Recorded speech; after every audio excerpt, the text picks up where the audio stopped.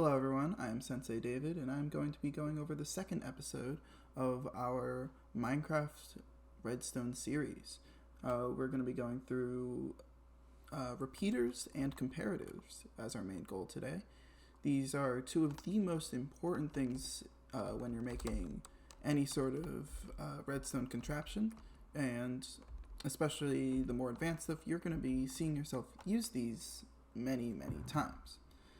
So I wanted to go over all of the uses for them and show you some of the applications for them as well, so that we can use them to their full potential. So let's start off with repeaters. Now, I went over this last time, so this is nothing new, but repeaters, their initial goal is just to extend your redstone signal. As you probably already know, redstone will only go 15 blocks with most sources like this lever here. So after going 15 blocks, there'll be no output here. So as you see, this lamp will not work because this is the 16th block, which means that there's no output and the lamp turns off. So if we want to extend that redstone signal and make it go even further than that, we use a repeater right here at the end of the line. And as you can see, the lamp will turn on even though this is more than 15 blocks away, and this works seamlessly. Whoop, whoop. And this is the main use that you'll hear if you're just starting redstone, and it is a very important use. Don't get me wrong, but that is just scratching the surface of what repeaters can do. Repeaters have so many different uses in Minecraft Redstone, and many of the advanced contraptions would simply be impossible without them. So while this use is definitely important, it is just scratching the surface. The next usage of redstone repeaters is to send an input through a block. Now, we learned last week that you can actually power a block by just putting redstone into it. As you see, this light will turn on. But unfortunately, you can't actually send signal through a block. This is because if you look at the redstone back there, if we turn on this light, as you see, it doesn't turn on. I can put a light here just to further prove that. Here, just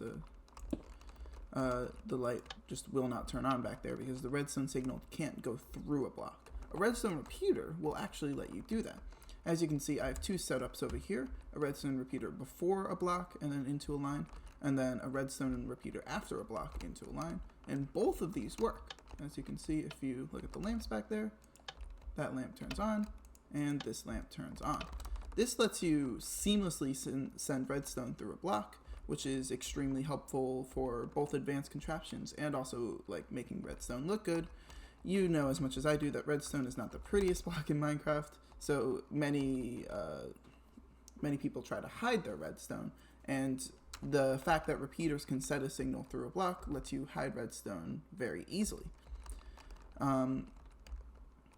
So the way that these two blocks work is that whenever you put a repeater into a block, it basically tells the block not only will it power anything on it, which it obviously will, just like it did over there, but it will also let this block become almost like a source block so that any redstone around it will become powered. The way that this setup works is that this redstone line goes into the block just like over there, but this time this block has its powered state, but it can't send, it's not like a powered block like this one. It could just power redstone devices around it like a lamp. So what a repeater does is that if it sees that there's a block powered by just redstone dust behind it, it will take that power and send it off wherever it needs to go, in our case a lamp. Now this is, as I mentioned before, extremely helpful for both hiding your redstone and for more complicated redstone contraptions where you want to try and condense things down. So what people can do is that they can have redstone going along the block, like they could have like some contraption, I don't know, like turning on a lamp here. And then if you also need like another contraption going below it, then you could set it up something along the lines of this. And now these are two separate redstone lines going literally on top of each other. Both of these do work. If I put a lever here, as you see, this will power this line. And then if there's like another line here, both of these lines are able to work separately, which is why this is really helpful in making very compact redstone devices. But if you are new to redstone, you should not worry about making your devices compact. That's more for people doing more advanced things. I would recommend focusing on just making your devices work first. Once they work, then you could try and work on compacting them, and if you do get to that, that feature is very useful. The third thing I'd like to go over with repeaters is a delay. Now each repeater, there are 4 types of delay on. A 1 delay, 2 delay, 3 delay, and you guessed it, a 4 delay. These 4 delays let you change how soon the repeater will go off. So as you see, I have a 1 delay here, a 2 delay here, a 3 delay here, and a 4 delay here. And as you see, these lights will all turn on at different times when I press the button. As you see, this one turns on first, then this one, then this one, then this one. And that's because of the different delays on these repeaters. Now, the amount that each repeater delays is a little imperfect. Each 1 delay is 1/10 of a second, which is a bit complicated, but all you need to know is that if you want it to delay an exact second, then you could do a 10 delay by combining 2 4 delays and a 2 delay, and this will be exactly 1 second long. So if you want something to turn on a second after you press the button, then you do a 10 delay. This being helpful, you could kind of see how it's helpful if you want something to turn on a little bit after you press the button, then repeaters are perfect for that. But if you want, another thing that this is useful for is what's known as pulse extenders. Pulse extenders so this is, as I press this button, it'll just turn on and off normally. But if you want this light to turn on for a longer amount of time? Well, here is a very small pulse extender. If I press this button, as you see, this lamp is on for much longer than for how long the button is pressed. And this can, so for example, if you're like going over a pressure plate and you want a door to stay open for longer than it would normally do, then you could pop one of these boys under it, and it will make it so that your, say, door can stay open longer. To build one of these, it's extremely simple. All you need is 4 blocks and 4 repeaters. You just put 1 repeater facing into this block like this, add a 4 delay. You put a repeater into a block like this, add a 4 delay. Put a repeater into a block like this, add a 4 delay, and then from this starting block that you put this repeater out of, you want to also put it into this block and add a 4 delay. So you have 1 repeater going this way, 1 repeater going this way, 1 repeater going this way, and then 1 repeater going from here to here, not from there not the other way around, or else it won't work. You should see that all the arrows, if you follow them, will eventually end up in this block, which is exactly what you want. And as you see, this works just like the one over there. The last special feature about repeaters is what's known as locking. Locking is an interesting aspect of repeaters, that it will lock whatever state it's in. So right now this repeater is off, and let's say I want it to stay off. So what I can do is I could power this repeater from the side just like this. You have to put a repeater into it. If you just put a normal redstone line, it won't lock. But if you put a repeater like this, you'll see this little bedrock dash thing, and that means that this repeater is locked. Now, this means that no matter what goes into it, it will not work. This is because it is locked off, and it will stay off regardless of what you do. This also works the other way. If I want this repeater to stay on regardless of whatever's happening, I could again lock it just like this, and then no matter what happens to this lever, it will always stay on. This is a bit more of a niche thing, and especially if you're making more basic redstone contraptions, I don't really see you using this that much.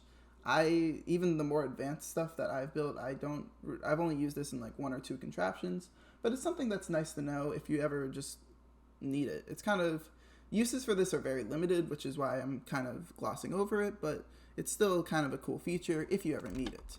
As you see, this repeater isn't like weird or anything. If I just run this normally, you'll see that little delay, but other than that, works just as intended. But when I lock it again, nothing. So that's the last thing I'm going to be going over for repeaters today. The next thing we are going to do is comparators. Now, comparators have 2 main uses, and I'm going to go over both of them. And the first one is unfortunately a bit of math. Now, as we saw in last week's episode, redstone has a certain amount of power. Now, most sources will start off with 15 power, And as it goes down, the power level will go down. I put some signs here so you can see whatever power level it is. So right here, it's power level 5. And then as we get closer, it'll go up. And right next to the lever, again, it's power level 15. Now, if you have a contraption where you want to compare 2 different power levels, then that's when you want to use a comparator. So if I turn on this lever right here, you'll see that this one right here will be power level 14. This is 15, 15 minus 1, then this is 14 here.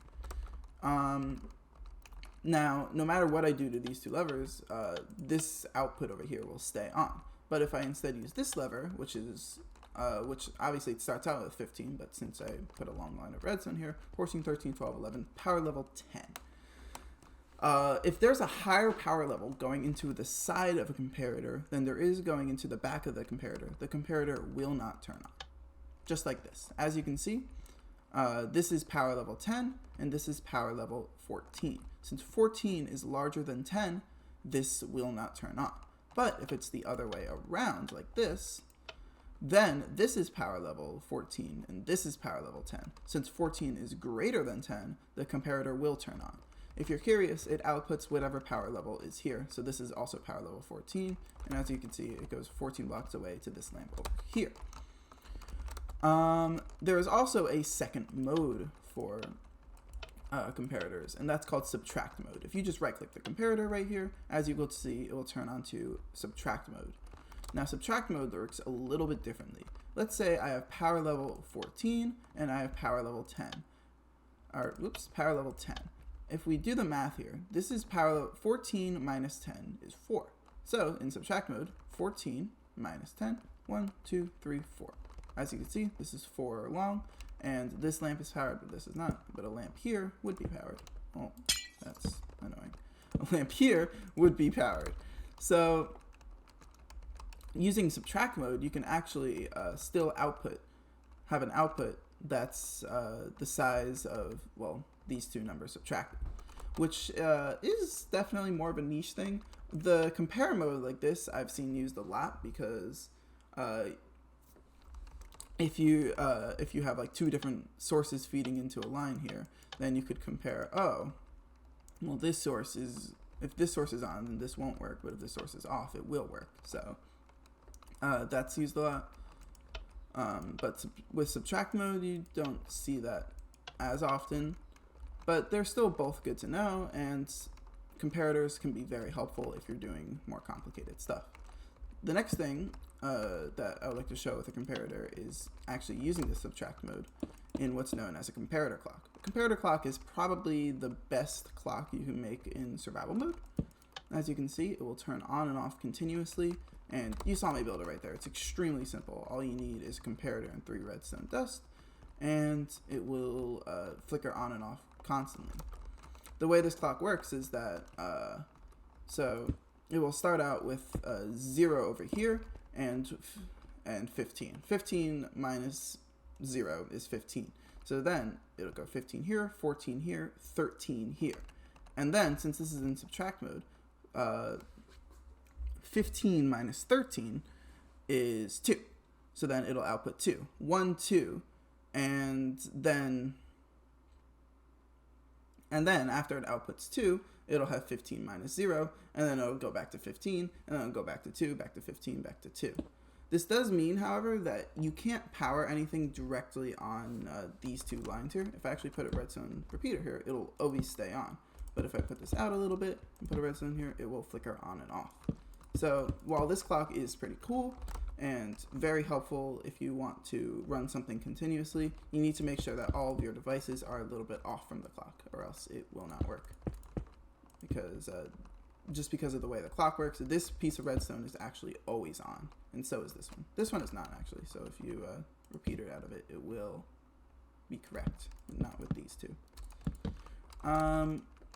The next use for comparators is for detecting how many items are inside of something. So this chest, as you can see, is empty, which means that nothing's happening here. But if we want something to happen here, I could put in some items. For example, how about these sea pickles?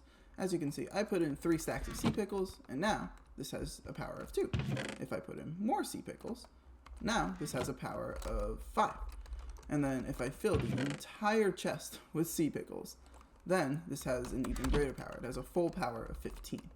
Using this, you can actually, this is a great way to detect if someone, so let's say I put in only one sea pickle, just like this. And then we could put a repeater here to do this. And I want to detect when someone takes out an item. So what I could do is, as soon as I take out the sea pickle, now this chest is empty, and you could trigger something like, I don't know, a trap or a light or something like that.